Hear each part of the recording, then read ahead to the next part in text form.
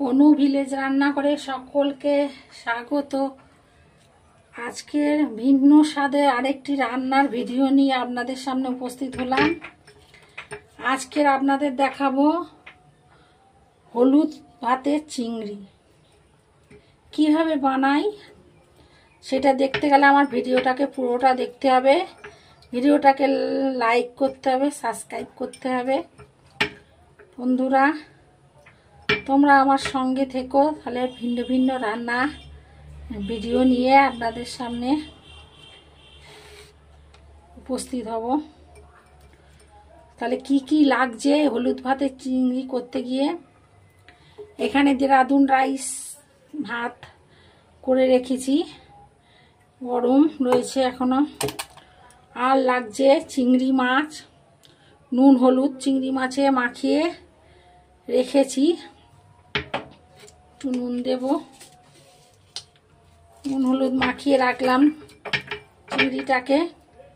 আর লাগছে পেঁয়াজ কুচি, হলুদ লাগছে, কারি পাতা লাগছে, কালো সর্ষে লাগছে, আর লাগছে রসুন কুচি, নুন, চিনি লাগছে। দেখুন কিভাবে আমি হলুদ চিংড়িটা বানাই, হলুদ ভাতের চিংড়ি কিভাবে বানাই দেখুন।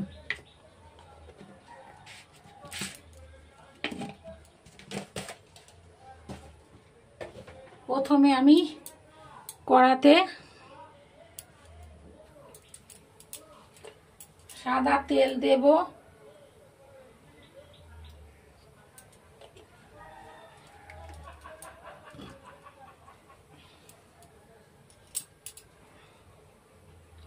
সাদা তেলটা হলে চিংড়ি মাছগুলোকে আমি ভেজে নেব অল্প করে।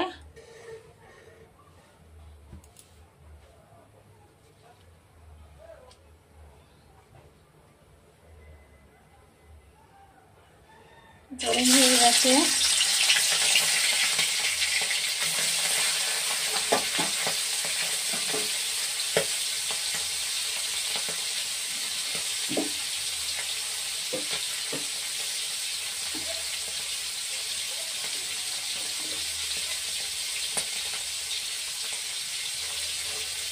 বেশি ভাজবো না, অল্প করে ভাজবো।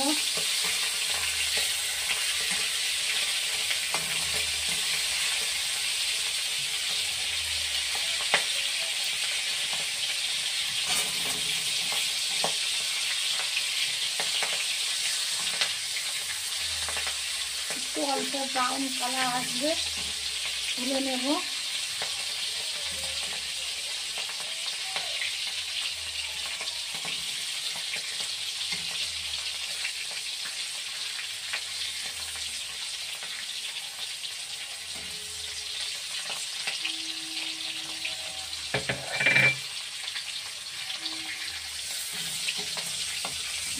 আমার চিংড়ি মাছটা ভাজা হয়ে গেছে, তুলে নিলাম। এবারে ওই তেলে আমি রসুন কুচিটা দিয়ে দেব, পেঁয়াজ কুচিটা দিয়ে দেব, দিয়ে এবার একটু নাড়বো। এটা যতক্ষণ না একটু লালচে ভাব আসবে আস্তে করে নাড়বো ততক্ষণ অবধি।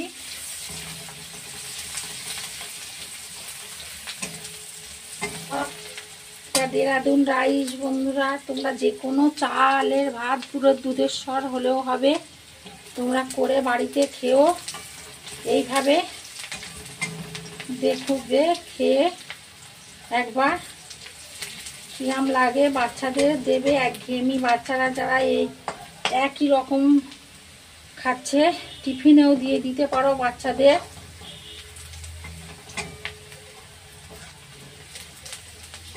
একটু পেঁয়াজটা লালচে মতো হবে ততক্ষণ নাড়বো।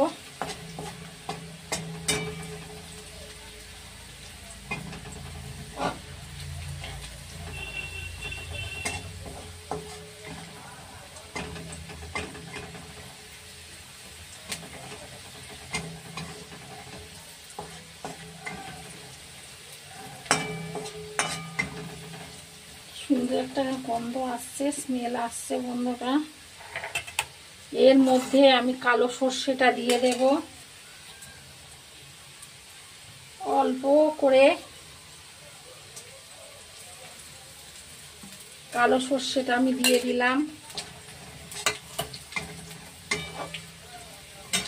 এর মধ্যে আমি কয়েকটা কারি পাতা দিয়ে দিলাম।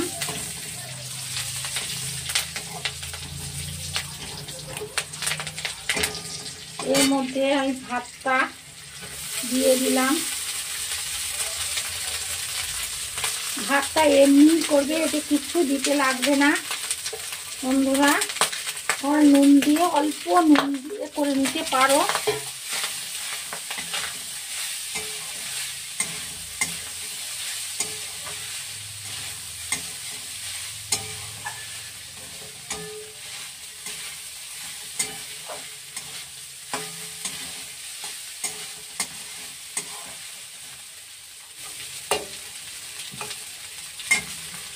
একটুখানি হলুদ দিলাম,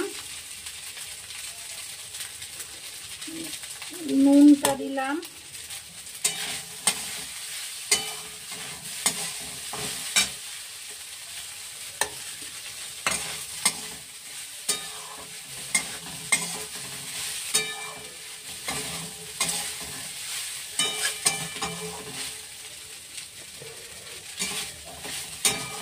খুব সুন্দর একটা গন্ধ আসছে।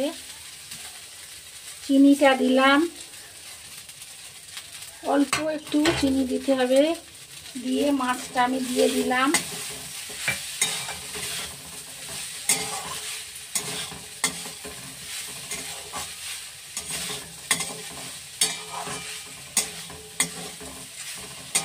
ওরা বাড়িতে তোমরা বাচ্চাদের টিফিনে এরকম করে দিতে পারো, একটু ভিন্ন স্বাদের। তা বাচ্চারা ভালো খাবে একঘেয়েমি টিফিনের থেকে।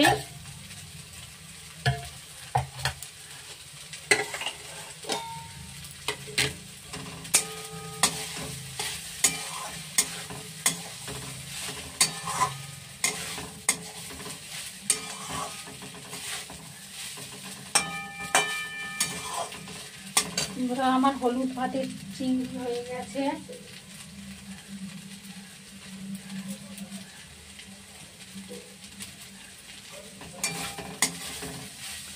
এবার নামিয়ে নেব।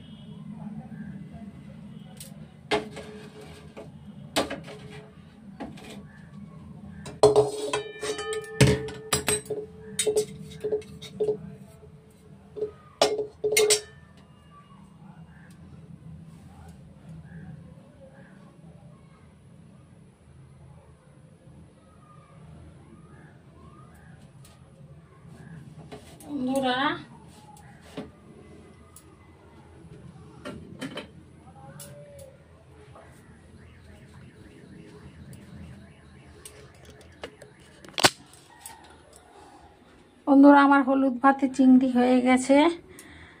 আমার রান্না যদি তোমাদের ভালো লেগে থাকে তাহলে আমার চ্যানেলটাকে সাবস্ক্রাইব করো, লাইক করো এবং কেমন হয়েছে জানিও আমাকে।